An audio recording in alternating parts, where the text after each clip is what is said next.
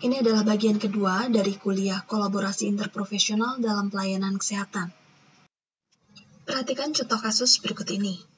Bapak T berusia 65 tahun, didiagnosis memiliki gagal jantung kongestif. Selain itu, Bapak T juga memiliki komorbiditas multiple, diantaranya hipertensi, hiperkolesterolemia, merokok, dan lain-lain. Bapak T sudah keluar masuk rumah sakit berulang kali. Ia mendapatkan obat-obatan yang cukup banyak dan kompleks, dan beberapa obat perlu disesuaikan dengan kondisinya. Bapak T ternyata memiliki pemahaman tentang penyakit yang kurang baik serta tidak mampu mengatur dietnya. Ia mengalami kesulitan memonitor berat badannya karena tidak punya timbangan di rumah. Dan masih banyak lagi kesulitan yang dialami oleh Bapak T. Misalnya, ia sering tidak datang kontrol, kesulitan untuk mengambil obat karena kesulitan transportasi. Menurutmu, bisakah seorang dokter umum mengelola masalah kesehatan Bapak T seorang diri? Tentu saja sulit. Pertama, Bapak T memiliki masalah kesehatan yang kompleks, gagal jantung, dan penyakit-penyakit penyerta lainnya, sehingga memerlukan konsultasi dengan dokter yang lebih ahli.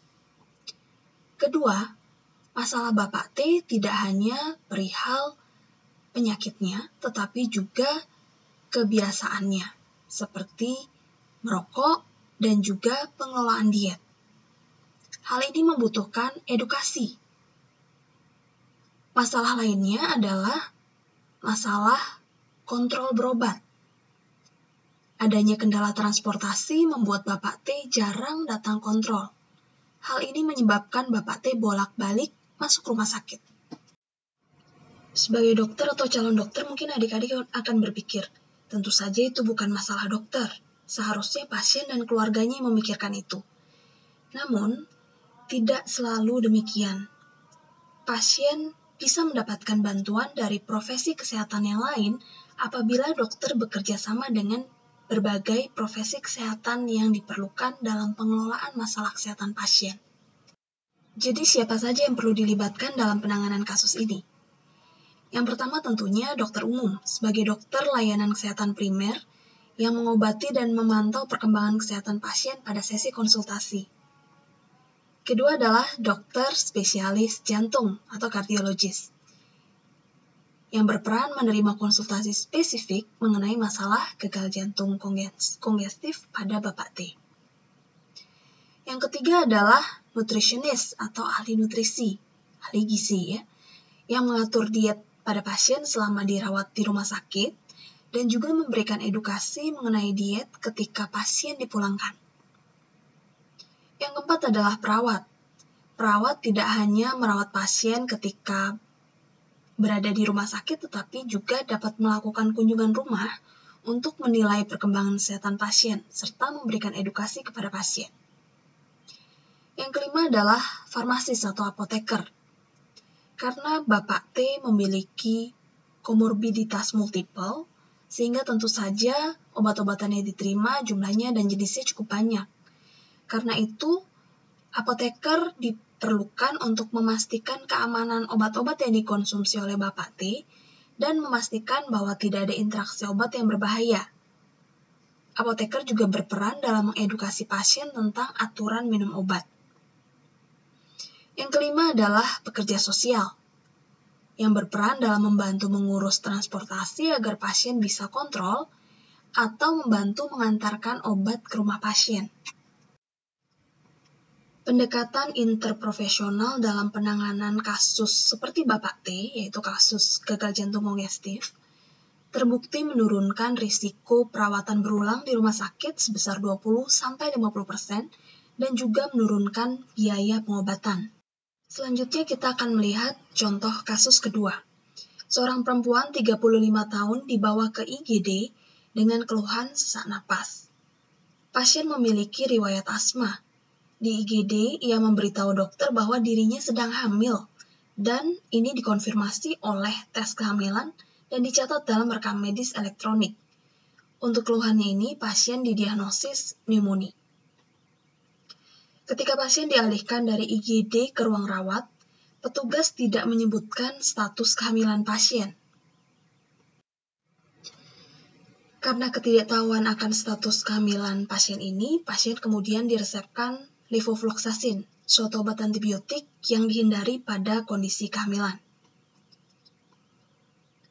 Karena data hasil lab tidak terhubung dengan data obat pada electronic medical records, apoteker juga tidak menyadari akan status kehamilan pasien, sehingga memberikan obat levofloxacin kepada pasien ini.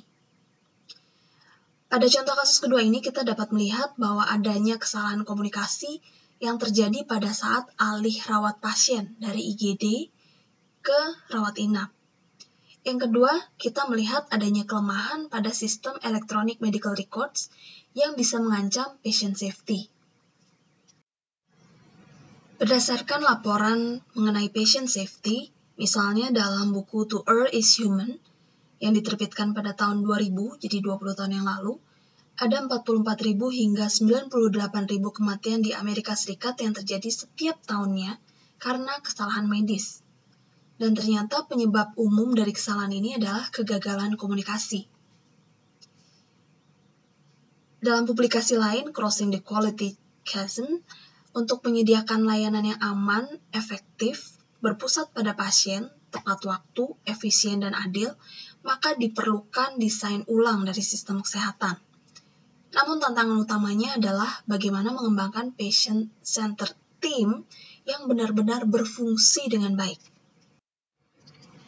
Kesadaran bahwa mayoritas kesalahan medis yang terjadi sejak tahun 1999 terjadi akibat kegagalan sistem kesehatan dan bukan karena performa individual, mendorong terjadinya perubahan dalam lingkungan layanan kesehatan. Saat ini, terdapat pergeseran fokus untuk mengembangkan tim yang dapat berfungsi dengan baik. Tujuannya adalah untuk menurunkan kesalahan medis, meningkatkan keselamatan pasien, meningkatkan kualitas layanan kesehatan, menekan biaya, serta meningkatkan kepuasan pasien dan kualitas hidup pasien. Untuk meningkatkan kualitas pelayanan dan patient safety, sangat disadari bahwa komunikasi antar anggota tim adalah kuncinya. Komunikasi ini meliputi komunikasi antar anggota tim dalam rencana perawatan pasien, dan juga komunikasi kepada pasien atau keluarga pasien. Mengapa melibatkan semua anggota tim pelayanan menjadi penting bagi patient safety? Karena setiap anggota tim, setiap profesi yang terlibat dalam tim layanan kesehatan, memiliki perspektif yang berbeda dalam melihat suatu permasalahan. Jika tidak berkomunikasi satu sama lain, maka setiap orang memiliki perspektif yang tidak utuh atau parsial. Namun dengan berkomunikasi, tim dapat memiliki perspektif yang utuh dalam memandang permasalahan pasien, sehingga dapat saling melengkapi. Ini adalah akhir dari video bagian kedua. Silahkan lanjutkan ke bagian ketiga.